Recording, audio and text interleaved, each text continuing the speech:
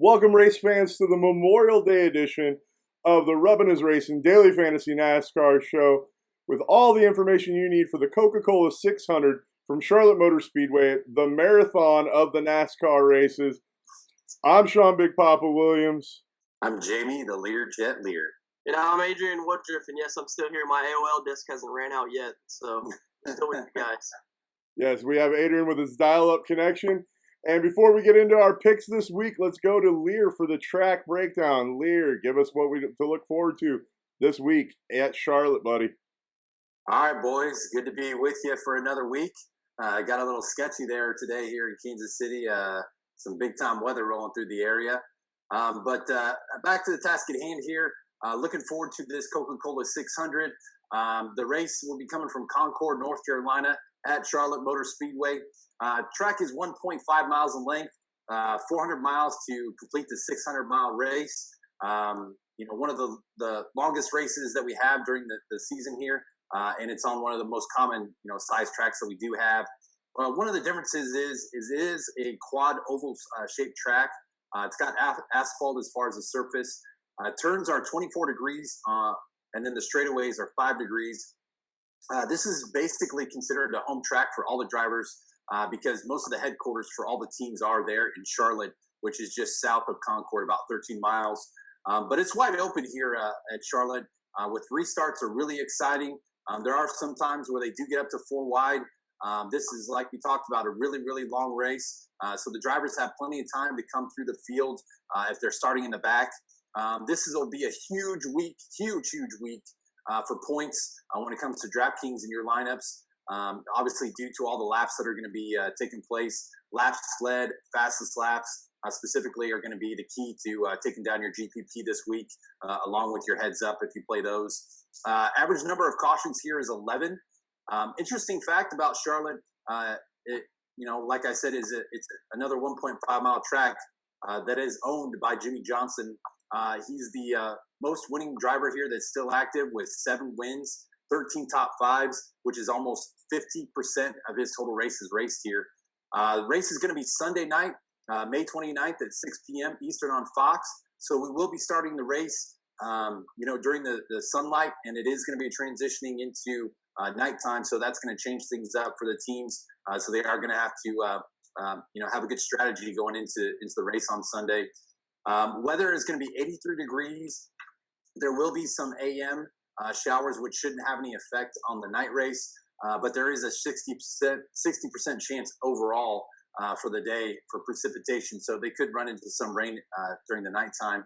But winds will be northeast at 6 miles an hour, according to weather.com. So should be a good night for racing. Like I said, starting in the sun and crowning the winter in the dark. But also, too, for a little side note, congratulations this week. They voted on the NASCAR Hall of Fame. So the inductees, Benny Parsons, Mark Martin, Richard Childress, Rick Hendrick, and Raymond Parks. So congratulations to all those guys. Absolutely. Congratulations to the new Hall of Fame inductees. And with that said, I think it's time to get into everybody's favorite segment, the Burning Rubber segment. Burning Rubber, baby! I like that. That was a little different than normal here. I like that. Oh, yeah. We'll kick it off with Adrian. Adrian, who's your pick to burn some rubber this week, buddy? Yes, sir. We didn't have any contests on DraftKings last week, guys, so really excited to get back into the action this week. I was having a little bit of withdrawals, not being with you guys to bring these picks to these people. But this week I'm going to roll with Matt Kenseth driving the number 20 DeWalt Toyota Camry. He's starting in 27th position, guys, and for Matt Kenseth, this is unheard of. Matt's usually a top 15 qualifier. Early in his career, he was never that good of a qualifier, but he always seemed to show up at the end of races. But nowadays, we're kind of seeing him, since he's moved to Joe Gibbs Racing, that he could start pretty far back in the field, and he actually kind of runs up towards the front. That team just seems to make good pit calls. They're just a team they're an elite team, and they've been so close all season. I just don't see a way that they can't improve from that 7th position. That's probably the farthest back any of the best teams are starting. So when I saw him, qualifying so far back, I immediately jumped on that play. He has top 5s in 3 of his last 5 Charlotte starts, which, just proves that he can improve on that 7th starting spot, plus 20, plus 25, which would be really good as far as place differential. He has back-to-back top 5 finishes in the past 2 Coca-Cola 600 star races. It's really hard to find drivers that you can rely on. But that's going to be the key this week. You want to be very careful about where you spend your money at. And Matt Kenseth only costs $9,900, which is a lot cheaper than a lot of the big guys like Kevin Harvick and Kyle Busch. So I'm trying to save you a little money on the burning rubber pick because I know some of our value picks probably won't save as much money. But what do you guys think about the number 20 Toyota Camry of Matt Kenseth? As far as Kenseth this week,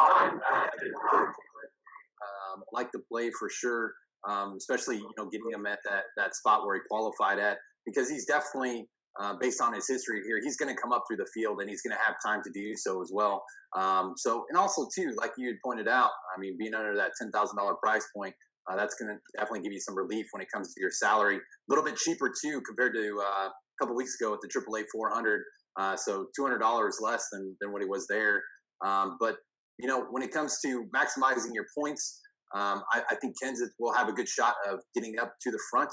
It's all about whether he's going to be able to, obtain a lot of those laps led and some of those fastest laps. But coming off that win, I think they've got a lot of momentum going into this week. And when I say win, obviously not the All-Star race last week, but the win at the AAA 400. I still think they carry that momentum into this week. But the JGR guys, they always have that potential to come and bring it every week. So, I'm definitely going to have some exposure on Kenseth for sure. But I definitely like to play. All right, here I'm going to be contrarian a little bit to your guys' opinion here.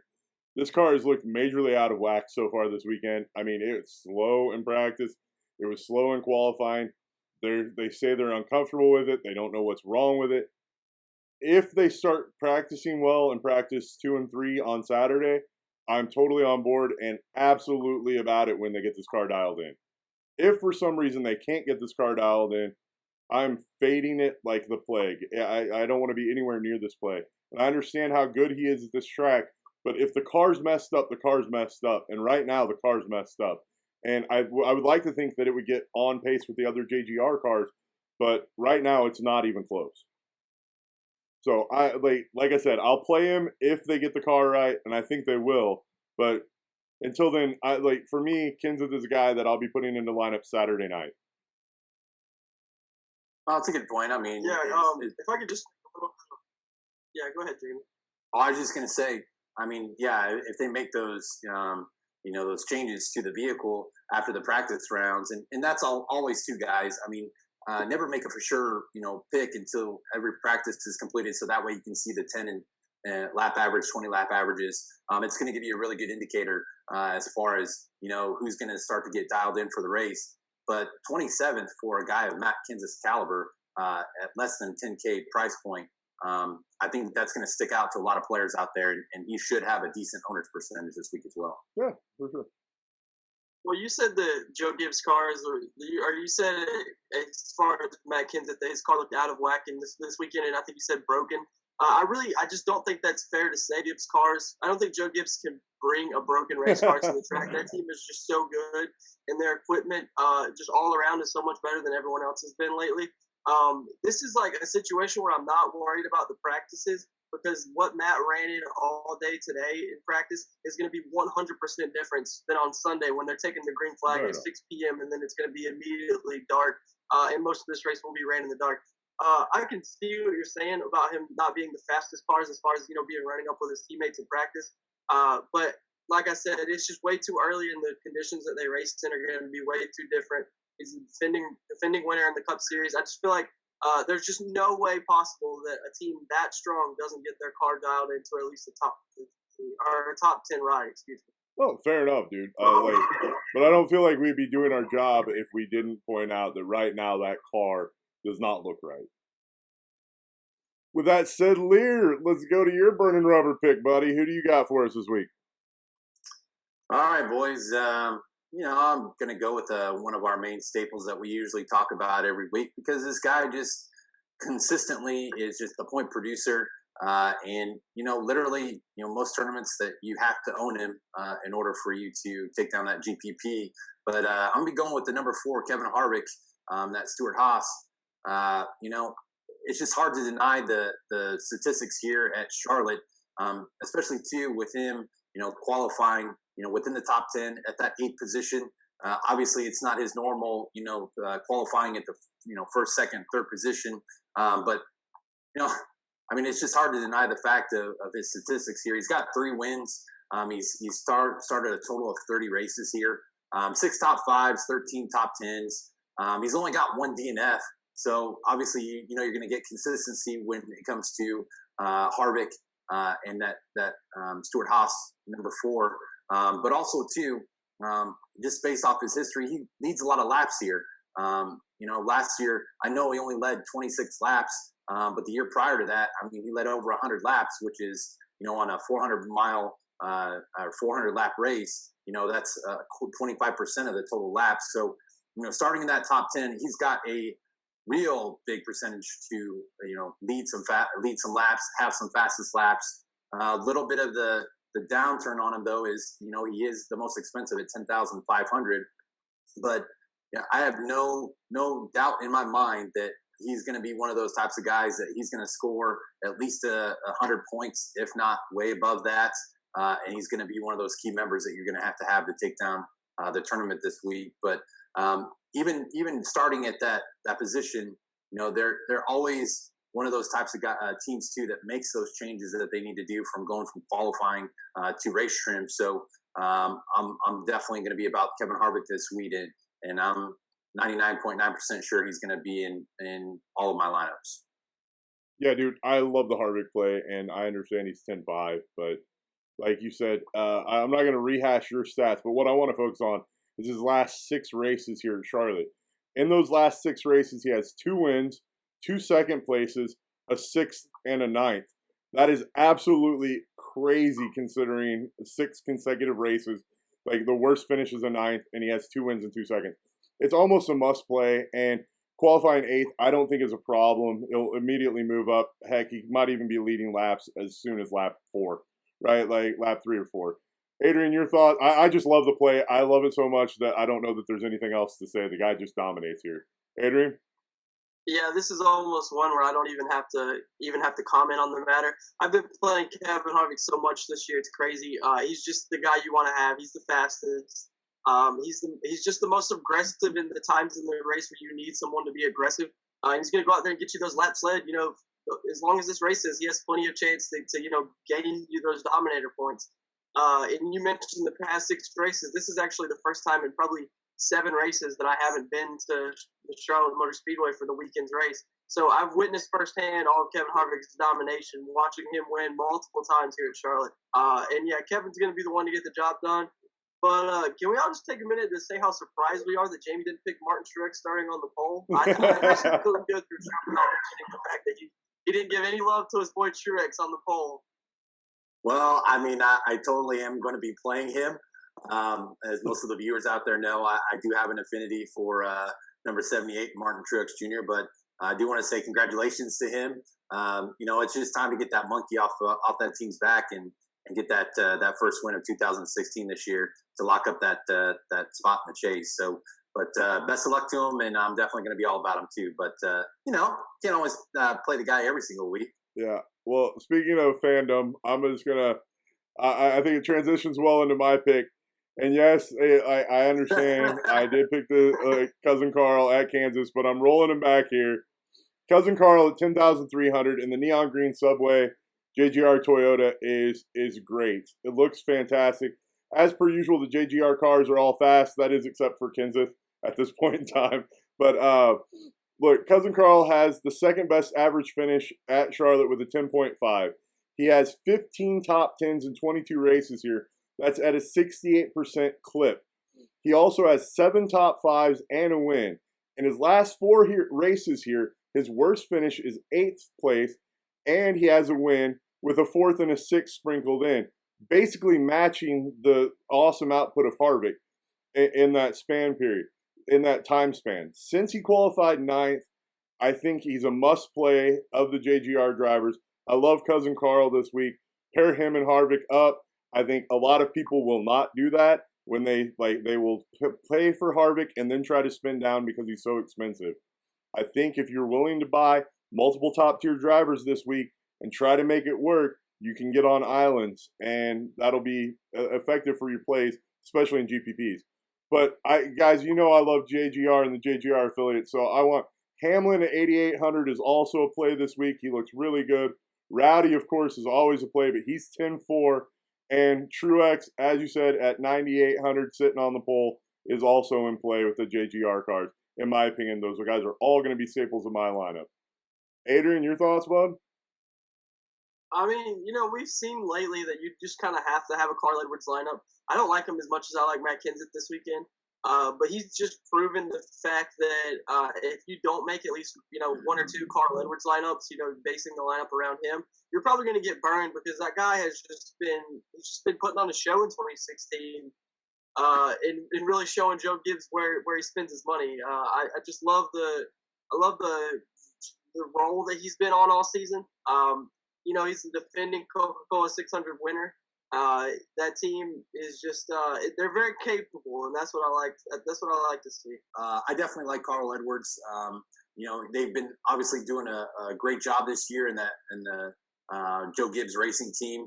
As far as Carl Edwards goes, he's going to be right up in that top tier where you're going to have to choose him and one other driver and then really work your way down.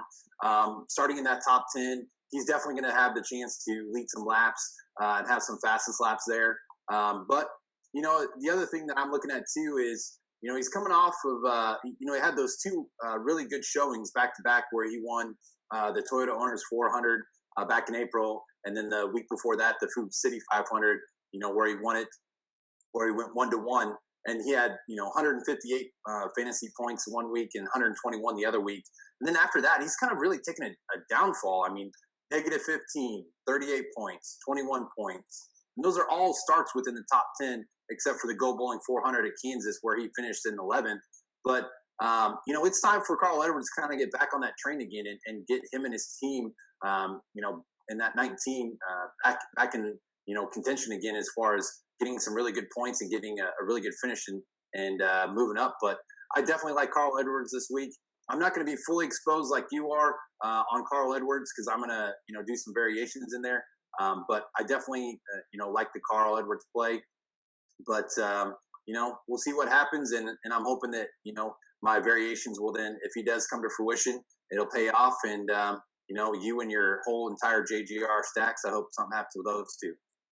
Yeah, I don't know what fully exposed means, but sure.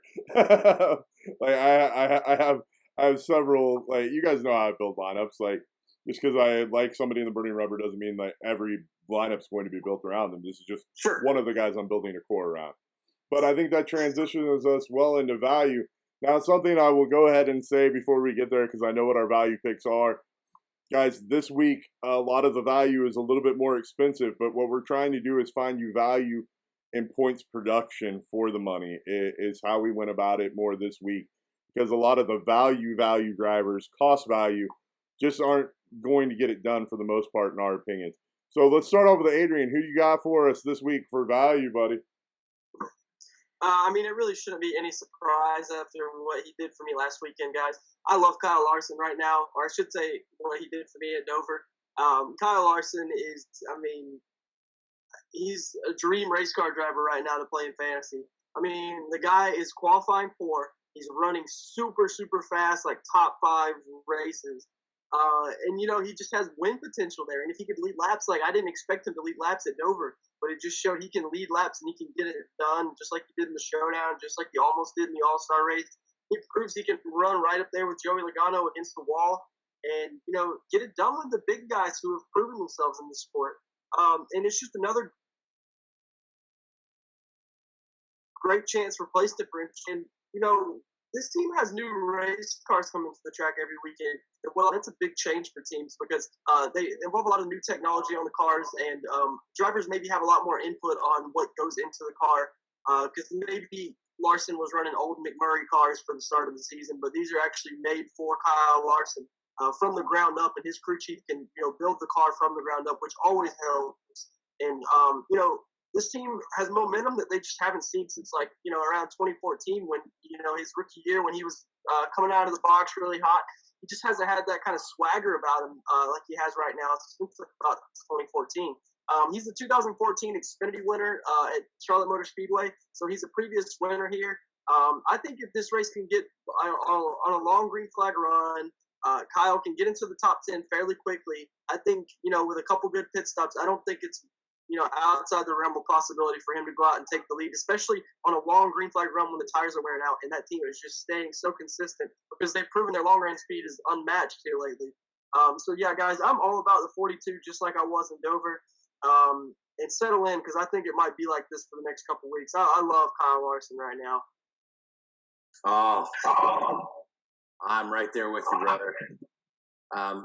Just by the way, great call at Bristol. Got to give you props on that one because not a lot of people were on that play with Kyle Larson there, and you definitely had to have him to take down the tournaments that week. So props to you for definitely recommending that pick. But this week here at Charlotte, obviously we got some time to look at him from last week from the All-Star race. And to be honest, I mean, Larson should have won the All-Star race. He loves that high line here at the Charlotte track.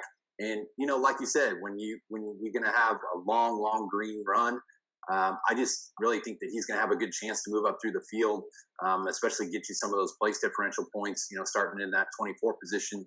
And I don't know if it's maybe some ironic thing there, but number 42 starting from the 24th position, hey, give it a whirl. But definitely, I mean, he doesn't have quite the history here as a lot of these other drivers because he was a rookie a couple of years ago back in 2014, but he's obviously proven that him and his team are really getting on the same page, and they're really learning about each other the further the season gets into in 2016. And for his price point, I mean, he's only going to be $8,400. So I know some people view that as a little pricey, but for a guy that has the potential to actually take home the win and take home the victory from the 24th spot, I mean, you're not going to get anybody better that has the potential to do that this week, especially with the momentum that they have coming in from Bristol, coming in from the All-Star race. I definitely love Kyle Larson, and I'm going to have probably 100% exposure on Larson this week, and maybe obviously have a couple teams that I don't have him just because you got to have a couple swerves. But I'm all about the Kyle Larson play across any type of DraftKings, Fantasy Live, whatever. Definitely play Kyle Larson this week. There, I love you, bro. I'm 100% on him, except for the couple of lineups I'm not, which makes it not 100%. You know what I mean? Like, I love him 100%, but of course you're going to have one or two lineups where you swerve a little bit from him. So, okay, I'm going to be 98.2% on Kyle Larson. I had to call you out on that, dude. That's hilarious. I love your absolutes, dude. No, I absolutely love the play this week. I'm all over it. It was like Larson was actually one of the plays I was looking to write up on value till Adrian said he was on it. So I've already put together lineups with Larson on it. I'm comfortable with him. Really enjoy it. I like this play. Liehr, who's your guy for value this week? My value guy this week, this guy used to be my favorite driver years and years back when I really started watching NASCAR in the number 9 Dodge. But I'm going to be rolling with Caine as my value play this week. He got a really putrid, horrible starting qualifying spot in the 29th spot.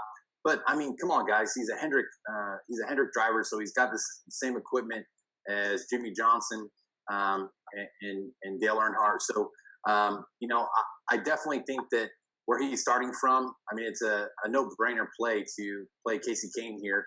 And he's fairly cheap. He's $8,000, so he's kind of one of those mid plays again that we talked about. But he's going to get you that place differential, and he's got some awesome history here at Charlotte. I mean, he's a 4-time winner. That's more wins than Kevin Harvick here at Charlotte, and that's less starts here as well. So he's only got 24 starts, 4 wins, 9 top 5s, 13 top 10s. He's only got 2 DNFs.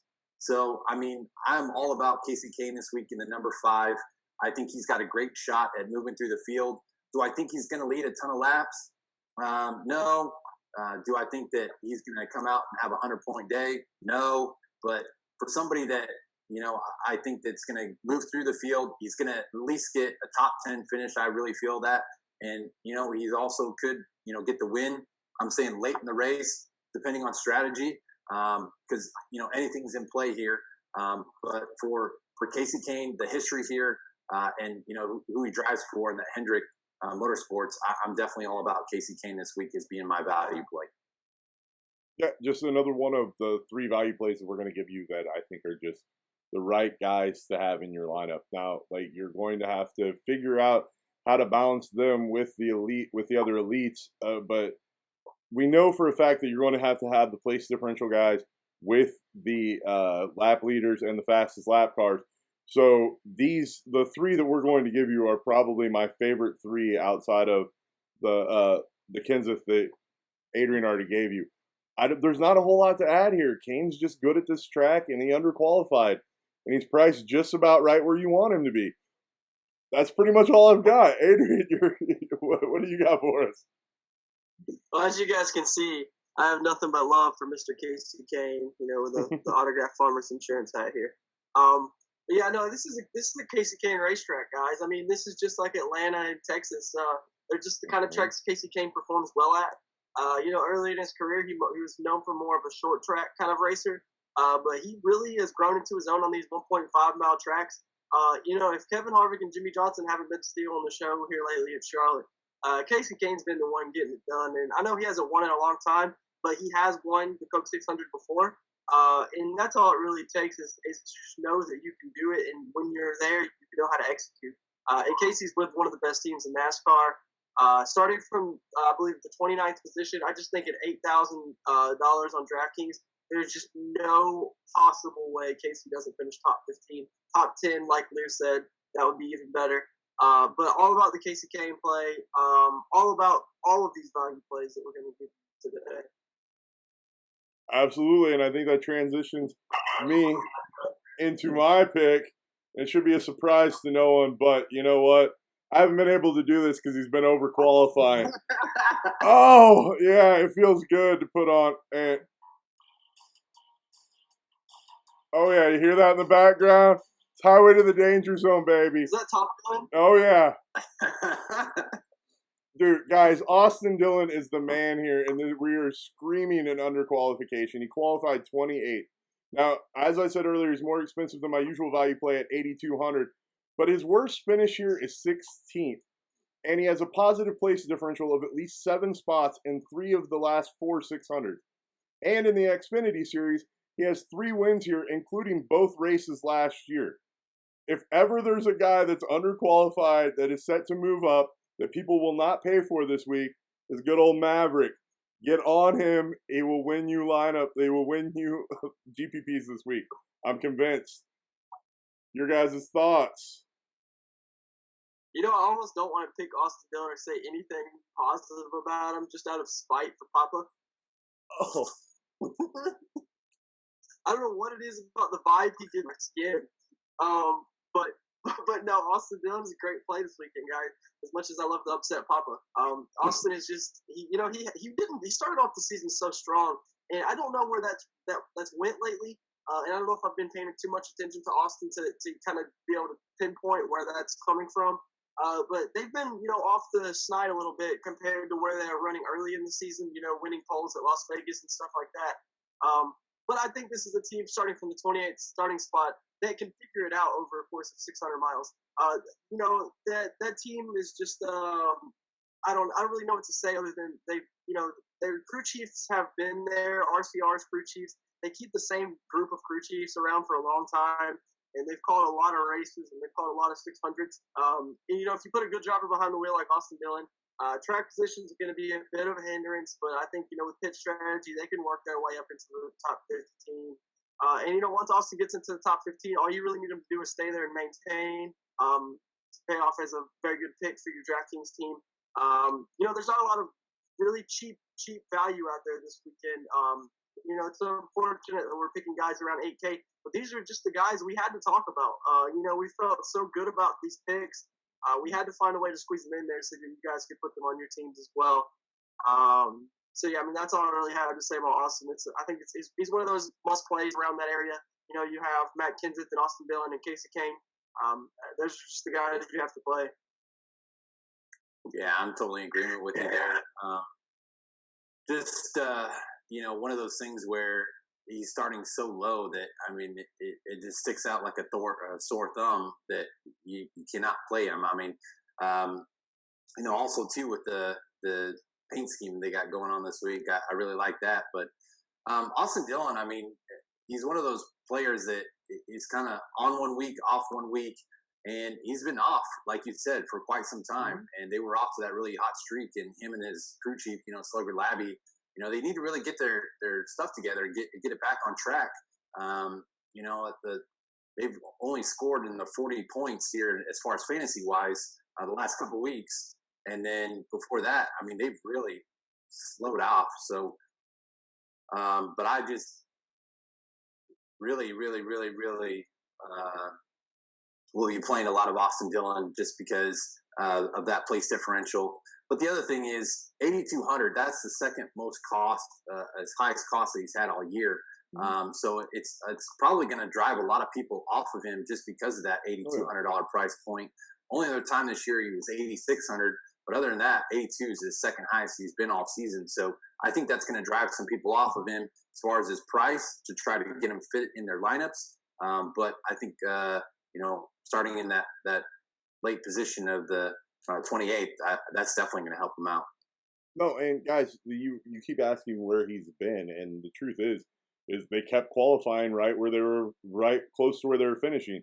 So he was only putting up those 30 and 40 point outings, or they were falling back a little and you were getting subpar. But when he was qualifying sub 20s earlier in the season, that's when we were getting the monster performances out of Austin Dillon with the low ownership percentages. And I think we're back there this week, and that's why I love me some Dillon.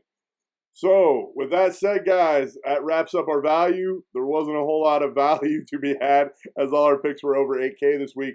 But guys, you'll see when you're putting together lineups this week, and when we do that here in a little bit in the show, it is very important to get those guys in your lineup this week because of their point potential.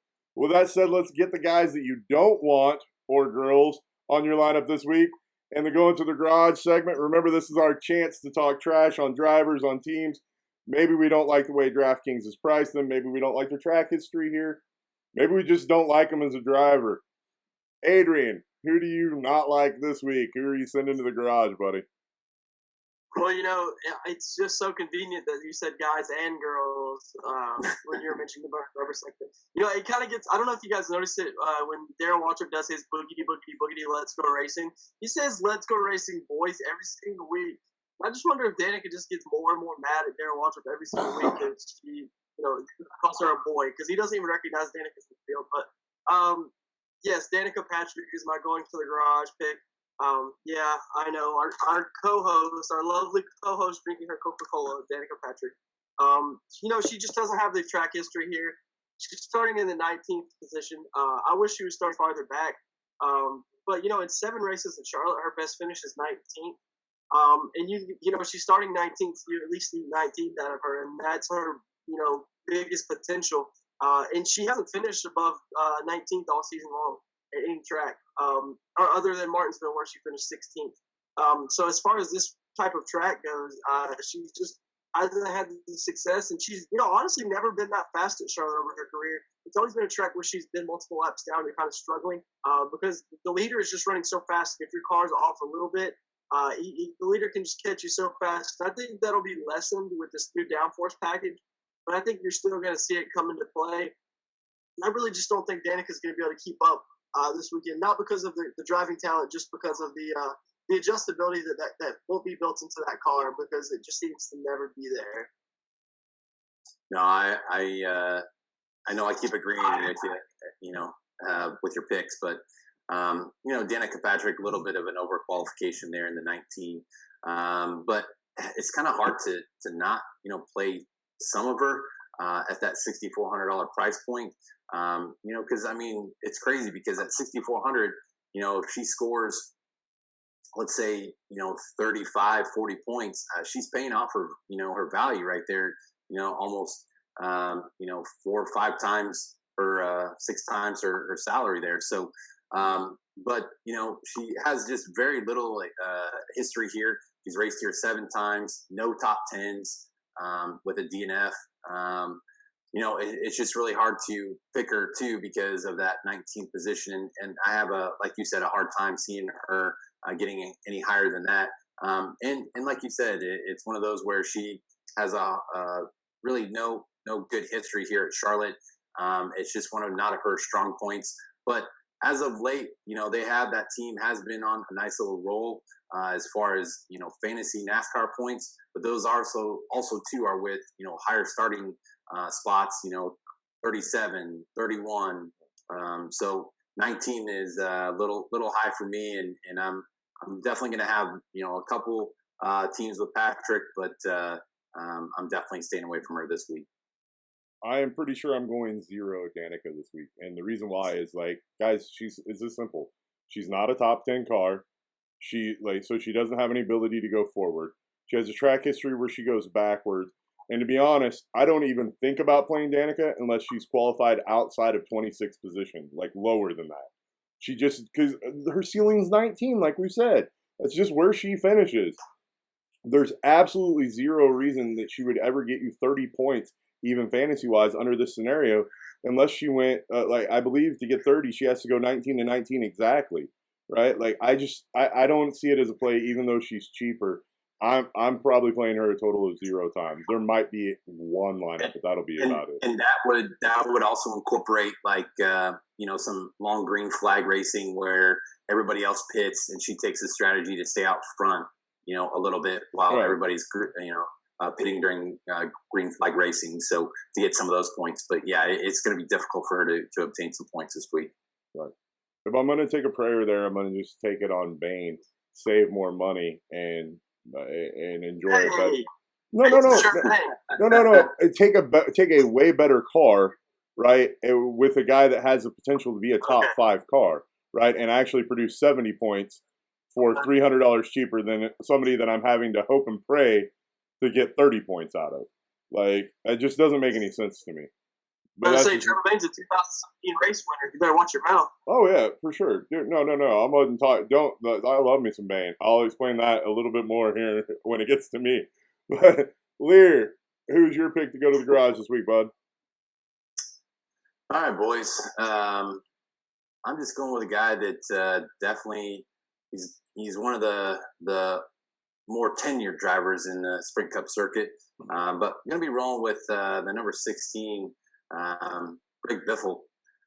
He way overqualified this week, where they've been normally racing at, but he qualified in the 6th position with Roush Fenway there. But one of those things, he's got, like I said, a ton of track history here. He's raced here 26 times. He's got 0 wins. He's got 6 top 5s, 9 top 10s.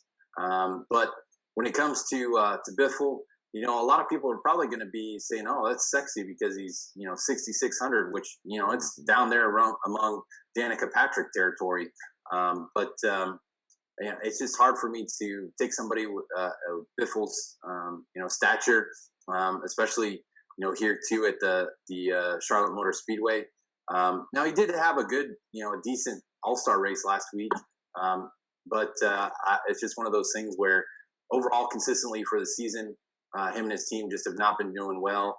And I just can't put any stock into somebody that started that that's going to be starting that high with amongst all the big boys up there. And he has absolutely no chance whatsoever, to go to the front and lead a bunch of laps. And he's only got one direction to go, and that's backwards. So I'm definitely off the Biff this week.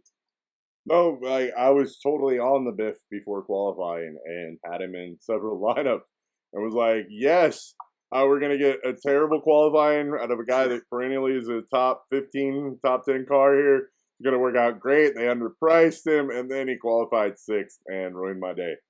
Yeah, I mean, if you're using them as exposure to like save money and get other drivers, awesome. Just know that you're going to have to offset where he finishes with his negative place differential because odds are he's going to get you at least -6 place differential, and that's if he finishes 12th. Adrian, your thoughts, bud? Well, you guys know who you're asking here. I'm a Roush Fenway fanboy. I do have a 2-foot Roush Fenway Racing sticker on the front windshield of my car. So may not be the most one that's capable to talk about Greg Biffle's best opportunity for a top 10 that he's had all season. I think this is going to be Greg Biffle's best race of the year, guys. I do believe that he's necessarily, as far as DraftKings go, he might be considered to go into the garage play, but I don't know if I'm going to be 100% off of Biffle that Brian Patty can work with. And Brian Patty is the Chiefs on the pit road. In over 600 miles, he proved during the showdown that he knows how to make the adjustments that Greg needs and the pit calls that Greg needs to get that car out front. And if you can get your car in clean air, you can lead laps. And we've seen that with this new downforce package. So, yeah, Greg Biffle starting 6th is a big disappointment for fantasy players, but it's great for Roush Fenway. All of their cars qualified in the top 10 this weekend, guys. That is so cool. So, I mean, I'm all about the Roush Fenway cars this weekend. I think they're going to be very fast. It just kind of is a disappointment that Ricky qualified 3rd and Greg qualified 6th because they're going to be really fast this weekend. And Trevor is the same way at 10th place. He's just been qualifying out of his mind all season, so it doesn't surprise us at all. But I think all 3 of those cars are going to be very fast, and I think they'll all 3 finish in the top 15. Definitely, they'll all finish in the top 20. It's a little disappointing, like I said, that they're all qualified so high, but they're running well, which is what I really like. Well, that transitions perfectly into my pick to go to the garage. And I want to be clear because I love this team. I love these guys. I wish them the best. But from a DraftKings perspective, to try to win money in a GPP, Stenhouse is who I have to send to the garage this week. At 6,900, this is an overqualification for him. Their cars are fast, but he qualified 3rd. I don't really see this car leading a lot of laps, which is a premium here. I don't see it being the fastest car on the track. That's also a premium here. He has only one top 20 finish in the last 4 Coca-Cola 600. Once again, in my opinion, as we've said earlier, Bain is the better option here as it saves you $600 and gets you a 10th place starting position instead of a 3rd or a 6th like you saw in Biffle. You get to save more money and get better place position. And out of all those drivers, Bain has been the one that has been the most consistent for fantasy points wise, especially for GPPs on DraftKings that you want to play. And that's just where my heart is. That's why I have to send Stenhouse to the garage. I love that team. I wish them the best, but I just think that with the way it's set up on DraftKings, you need to avoid them this week. Yeah. Adrian? Yeah, this is the same situation that was occurring in Dover with Ricky Stenhouse.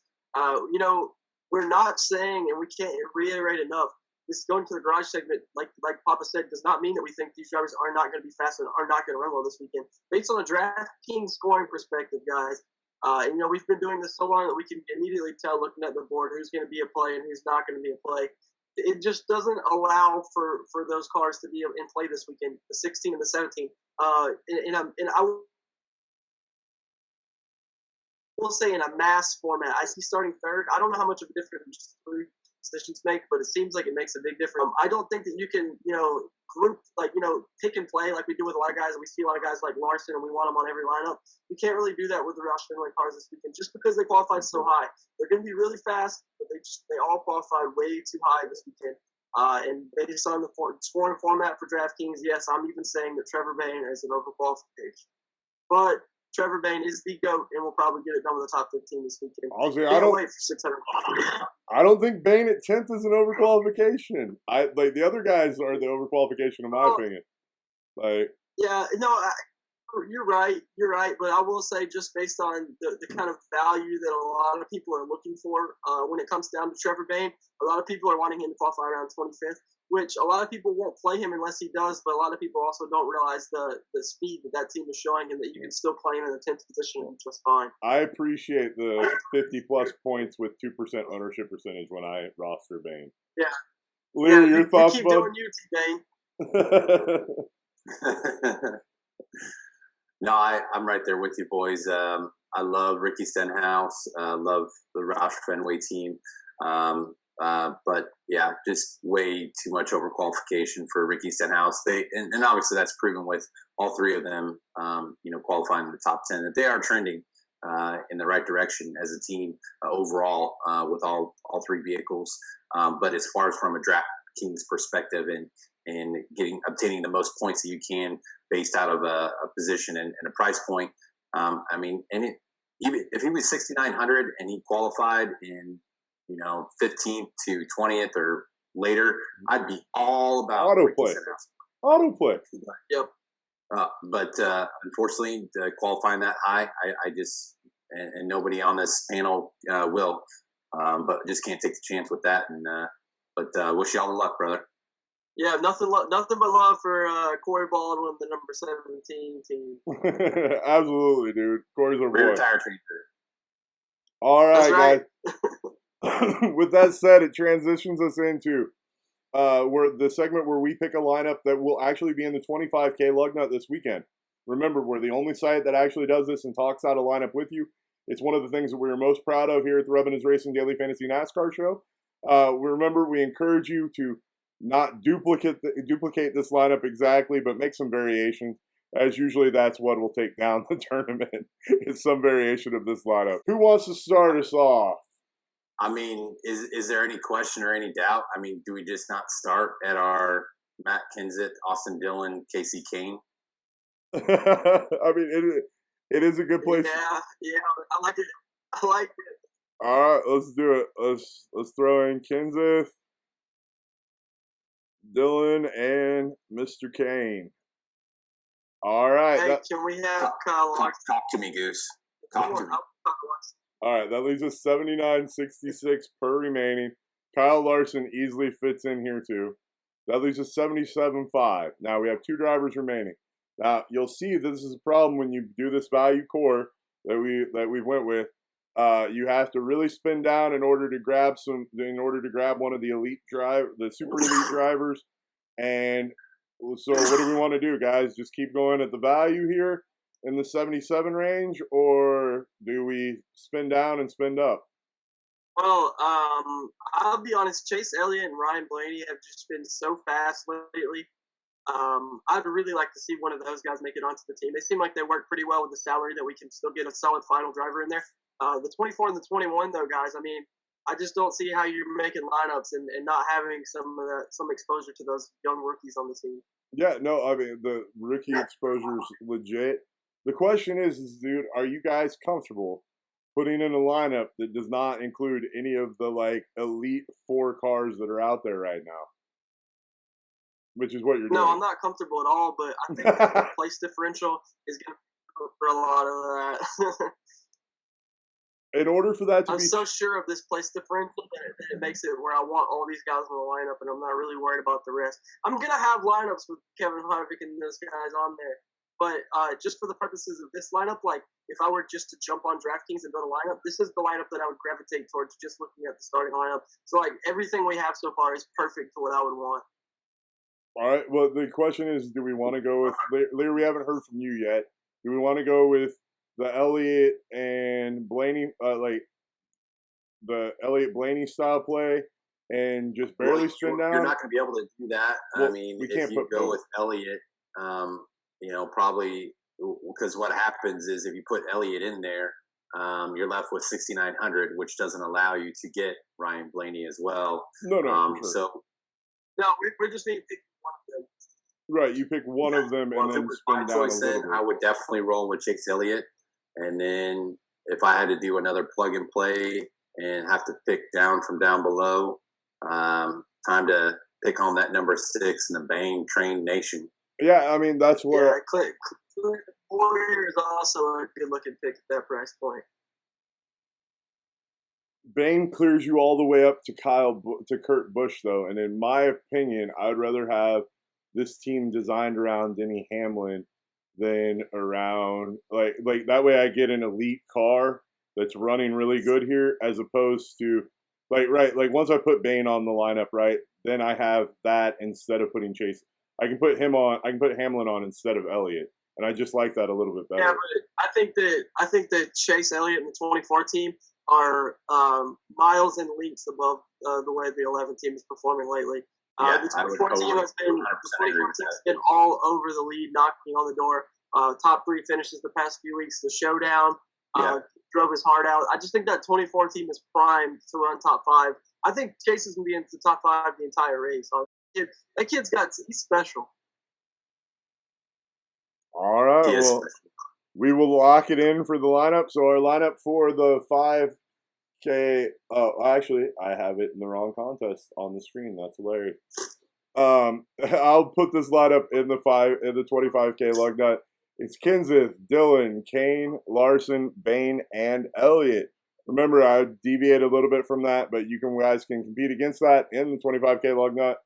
And that sounds like a solid lineup, guys. I'm happy with it. You guys? Talking about 5K lineup, remember when the lug nut was 5K? Oh, yeah. This last year? And that's one thing I just want to say, you can definitely see that fantasy NASCAR is really trending.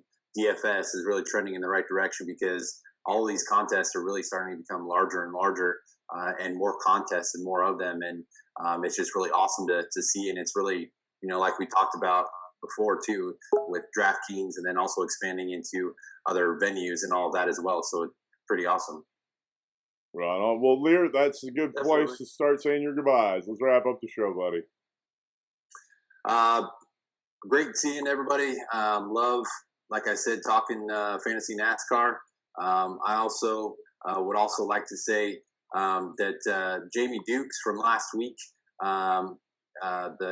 that commented on the show is going to win a prize. He was picked from randomizer.com.